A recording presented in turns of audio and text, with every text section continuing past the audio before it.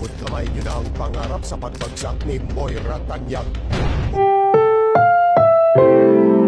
Ang programang ito ay rated SPG. Striktong patnubay at gabay ng magulang ang kailangan. Maaaring may masiselang tema, lengguwahe, karahasan, sexual, horror o droga na hindi angkop sa mga bata. Ito na nga ang pinakahihintay ng lahat nang madakip nga si Moira Tanyag. Agad ngang in-interview ng mga tao ang mga nanggigigil at nagagalit kay Moira sapagkat maging sila nga ay nag-aabang din sa kung sino ba talaga ang nanggidnap sa matandang si Don Pepe. Sa tinagal-tagal ba naman ang paghihintay sa nangyaring investigasyon ay sa wakas ay narito na nga si Moira Tanyag.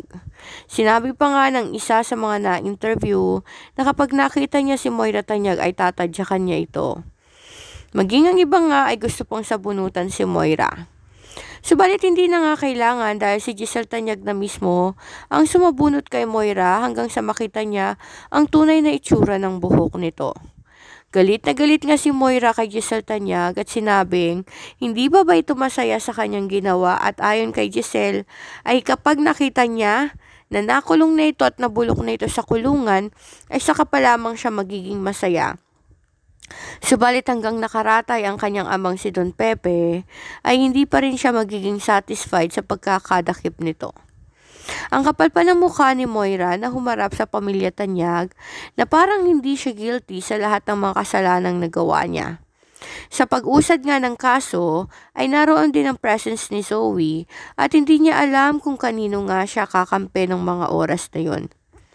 Samantala, sa kanyang pagdalaw naman kay Moira Tanyag, ay pinaalala niya dito na kahit na anong mangyari ay magkakampi silang dalawa. Sinabi niya rin na alam niya naman na darating ang panahon na kapag nalaman ni Dr. Tanyag na hindi sila tunay na mag-ama, ay palalayasin din siya sa bahay nito at itatakwil bilang anak. Kaya naman ayon kay Zoe, ginawa niya lamang iyon upang kahit papaano ay meron siyang makasama at tumulong sa kanya na tagalabas.